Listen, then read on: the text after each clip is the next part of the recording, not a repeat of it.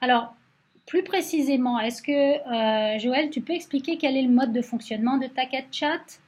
Oui, certainement. Donc, le Tacket Chat, ben, c'est un chat comme tous les autres sur Twitter. C'est dans le sens que nous avons une thématique sur laquelle sur laquelle porte une série de questions.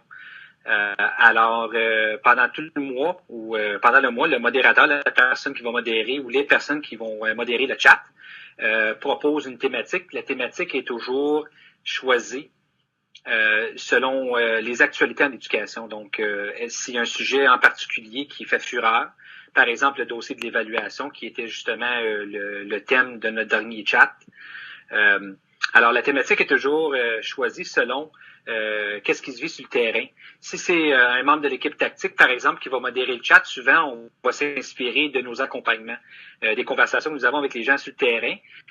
On va chercher qu'est-ce qu'ils vivent et puis ensuite on revient puis on se parle puis on se dit écoute, on vit ça dans une telle région puis on vit la même chose dans une autre puis dans une autre. Donc rapidement on réalise que c'est peut-être une thématique qui se vit partout puis que ça vaut vraiment la peine d'avoir une conversation qui vraiment tourne autour de cette thématique-là.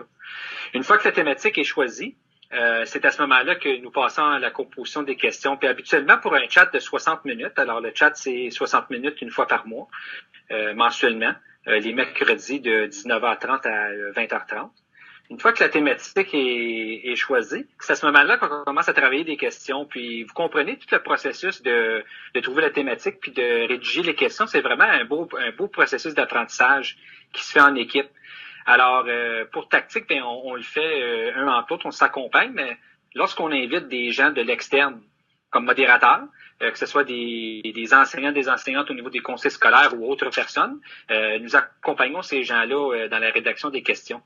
Alors, les gens qui vont modérer le chat, habituellement, vont proposer une série de questions. Puis, dans notre expérience, habituellement, à peu près 6 questions en 60 minutes, ça fait le tour du pot. Puis, ça permet vraiment aux gens d'avoir assez de temps afin de communiquer puis d'échanger. Parce que vous comprenez, dans un chat, c'est pas juste question de lancer des réponses.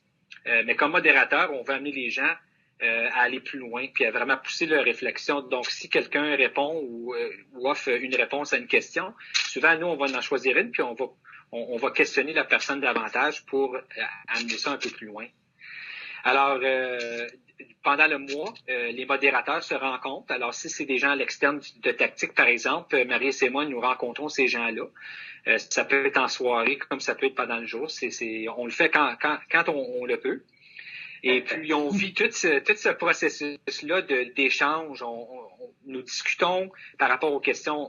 On veut s'assurer que nous avons une bonne série de bonnes questions ouvertes à poser aux gens.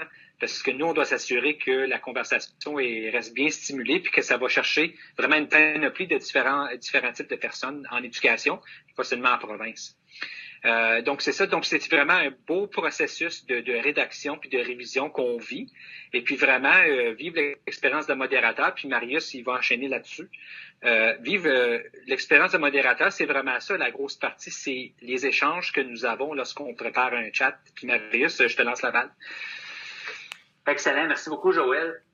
Dans le processus d'accompagnement des gens qui sont modérateurs, justement, on adopte une posture d'apprenant. C'est un bon point que tu as amené tantôt. Tu sais, on veut amener la réflexion plus loin, c'est que les modérateurs, c'est pas des gens qui arrivent avec des questions auxquelles ils ont toutes les réponses. C'est vraiment des questions qu'on se pose, qu'on se dit, hey, peut-être que le terrain se pose ces questions-là aussi. Le but de poser la question, c'est de puiser dans le cerveau collectif, d'aller chercher le vécu de tout le monde et de s'enrichir du point de vue des autres. C'est ce qui fait la richesse d'un chat sur Twitter. On apprend les uns les autres, on se partage nos ressources et nos points de vue. Et puis, je pense que ça nous aide vraiment à penser à l'extérieur de la boîte et à innover dans nos écoles et dans nos rôles respectifs en le faisant comme ça. Donc, jusqu'à maintenant, on a commencé en pensant peut-être les membres de notre équipe tactique qui pourraient être des modérateurs. Ensuite de ça, peut-être des gens des écoles qu'on accompagne, des gens du centre. Et là, on est rendu qu'on a eu des gens des écoles qui n'étaient pas nécessairement accompagnés, qui se sont portés volontaires pour être modérateurs, invités d'un Tacket Chat. Donc, c'est vraiment organique, puis on sait pas où ça va nous mener, mais c'est organique, c'est comme ça qu'on le veut, puis c'est vraiment riche. Et au niveau de la participation, les modérateurs, ça se fait, si je comprends bien, de façon assez organique, comme vous dites. C'est-à-dire que des modérateurs dans votre entourage vont se proposer, ou est-ce qu'il y a une façon plus formelle de prendre contact avec vous pour faire de la modération? Oui, alors nous avons bien sûr les gens de l'équipe tactique et puis les gens au CFORP qui peuvent définitivement se porter volontaire, puis peut-être d'une façon un peu plus facile parce qu'on se connaît. Mais pour les gens qui sont à l'extérieur, vous pouvez communiquer avec nous via courriel, via notre nom d'usager sur Twitter. Le site web CFORP, nous donner un coup de fil. Vraiment, il y a plein de façons. Si ça vous intéresse de vouloir devenir modérateur, puis nous avons aussi partagé, il y a un document là, qui flotte dans l'univers de Twitter présentement, dans lequel les gens peuvent ajouter leur nom si ça leur intéresse, et puis peut-être même une thématique qu'ils aimeraient proposer comme modérateur invité au chat. Donc vraiment, il y a plein de différentes façons. Que les gens peuvent s'y prendre, mais peut-être pour des gens qui nous connaissent pas, puis peut-être qui nous connaissent pas sur Twitter, moi je vous suggère fortement de vous rendre au site web du CFORP. Dans la section tactique, nous avons une page dédiée justement au Taquet Chat. Et puis dans le site web du CFORP, dans la section tactique, vous allez retrouver toutes nos coordonnées. Donc, gênez-vous pas, puis communiquez avec nous, puis il nous fera vraiment un plaisir d'explorer cette possibilité avec vous. J'aurais une question par rapport à ces conversations. En quoi est-ce qu'elles sont différentes de celles que les enseignants peuvent avoir à l'école avec leurs collègues? Je veux dire, qu'est-ce qui fait la particularité d'une conversation comme Taquet Chat? Moi, j'aurais tendance à dire que c'est exactement la même chose, sauf que les questions sont organisées par thématique. Donc, peut-être que ça donne déjà une image et une intention de participation aux gens. Moi, je dirais que ce qui est nouveau, puis qui vient enrichir tout ça, c'est qu'habituellement, quand on a une conversation, on l'a un à un ou peut-être en petits groupes. Dans un Taquet Chat, tout le monde parle en même temps. Avec un bel outil comme TweetDeck, on est capable de suivre la conversation. Le modérateur lance la question et là, tout le monde se met à répondre en même temps. Là, les tweets défilent. Je dirais que c'est une initiation à un genre de nouveau contexte. C'est pratiquement une littératie numérique où on découvre une nouvelle façon de communiquer puis d'interagir avec du contenu. Puis on aime un message, on répond à un message, on retweet un message. Toute la navigation de l'information dans cet environnement-là, c'est un apprentissage au début quand on s'y connaît moins. Ça, je pense que c'est la valeur ajoutée, parce que ça amène les gens dans un nouveau contexte où on apprend sur demande, comme le disait Joël, mais je pense qu'on apprend aussi en accéléré. Vraiment. OK. Puis, je pense que je peux enchaîner là-dessus. Puis, peut-être une façon, moi, lorsque je pense à cette question, puis je me pose la question, comment est-ce que le Taquet Chat diffère? Bien, c'est que tu sais, nous, on travaille avec les gens dans notre édifice à tous les jours, puis on se côtoie tous les jours, puis on discute à tous les jours. Le Taquet Chat, peut-être, c'est que ça permet d'élargir notre audience, peut-être les gens avec qui on peut échanger, qui auraient peut-être une différente perspective de qu'est-ce que nous avons dans notre école. Alors ça, c'est un élément vraiment intéressant au niveau objectif, et puis objectivation.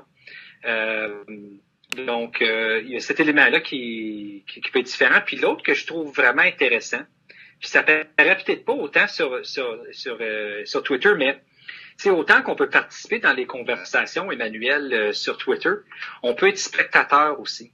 Alors, il se peut que moi, il y a une thématique en particulier qui m'intéresse à l'intérieur d'une causerie, mais peut-être que moi, je suis pas rendu à l'étape où est-ce que je veux contribuer une réponse. Peut-être que je veux pas contribuer une réponse, puis je veux tout simplement être spectateur puis lire qu'est-ce que les gens ont à dire.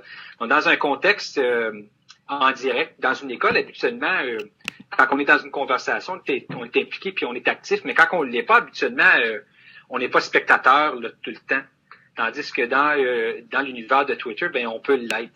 T'sais, on peut être spectateur puis lire qu'est-ce que les gens ont à dire, puis quand même bénéficier de cette conversation-là sans être obligé d'y participer comme activement puis de fournir une réponse. Donc ça, c'est vraiment un élément qui est important parce que ça va rejoindre peut-être nos gens que dans une situation où est-ce que la personne se retrouvait dans son école, peut-être que c'est quelqu'un qui est moins porté à participer à des discussions de cette nature en personne. OK? Et puis que dans Twitter, ben ça lui permet de pouvoir quand même bénéficier. Et puis avec le temps, bâtir cette capacité puis cette confiance à pouvoir finalement contribuer puis devenir producteur dans sa réflexion puis dans son développement professionnel. Ok, donc ça donne d'une certaine façon une graduation, c'est-à-dire qu'on peut commencer par assister simplement, et puis dans un deuxième temps, une fois qu'on a compris le système et qu'on a commencé à mettre en branle sa réflexion, on peut commencer à participer et c'est moins difficile, quoi. Effectivement, puis la façon qu'on le voit souvent, puis Marius, il peut peut-être confirmer, c'est que souvent, nous avons des gens qui vont répondre à des questions 2 à 3 jours après le chat. Intéressant. Parce que 2 à 3 jours après, ils vont lire les questions où ça leur donne la chance, le temps de réfléchir. Puis lorsqu'ils se sentent à l'aise par rapport à la réponse qu'ils veulent partager, parce que c'est quand même quelque chose de lancer une réponse, tu sais, c'est un risque que tu prends. Tu lances ça dans l'univers de Twitter, c'est tout le monde voit ça. Donc, il peut y avoir une réaction à qu'est-ce que toi tu publies comme éducateur. Donc, ça permet aux gens, ça leur donne vraiment le temps. Puis, tu sais, il n'y a pas de temps de limite à ça. Tu sais, il peut y avoir une causerie qui s'est passée 1 an avant, puis tu décides de répondre à une question parce que tu la trouves vraiment intéressante, puis tu as quelque chose à dire, tu as contribué, puis tu peux contribuer. Donc, de cette façon-là, je trouve que ça peut répondre aux besoins de différentes personnes, puis tout dépendant de son niveau d'aise aussi par rapport à sa participation active ou non. Ok. Je trouve ça tellement intéressant que tu dises ça, Joël, parce que ça me ramène en 2010 à peu près quand j'ai commencé à être sur Twitter, puis que je savais pas trop ce qui se passait là, puis ça me fait réfléchir à la question d'Emmanuel, tu sais, c'est quoi la différence entre une conversation dans une école, parce que c'était ça la question initiale, puis qu'est-ce qui se passe sur Twitter, puis tu sais, dans une école, un nouveau collègue il va dire quelque chose, tu dis waouh, j'ai aimé ça, cette idée-là qui a été partagée. Ben, quand la conversation est finie, c'est fini. Sur Twitter, puis à mes débuts, c'est ce que je faisais. Je regardais quelqu'un, s'il y avait un tweet qui m'intéressait, je regardais le profil de la personne, j'allais voir qui il était. J'ai accès à tous les tweets, donc toutes les réflexions que cette personne-là a partagées depuis que cette personne-là est sur Twitter. J'ai accès à toutes les personnes dans le réseau de la personne, parce que je vois qui cette personne-là suit, qui suit cette personne. Et je peux bâtir mon réseau à partir de ça. Pensez-y, rencontrer quelqu'un, dit une phrase qui vous intéresse et vous avez accès à toutes les phrases intéressantes que cette personne-là a déjà dites. Ça se peut pas en personne. Et dans Twitter, on a accès à ça. On peut aller vraiment étudier les gens puis bâtir son réseau avec les gens qui ont des choses en commun avec nous. Puis ça, c'est une fois qu'on découvre ça, c'est vraiment la richesse de Twitter.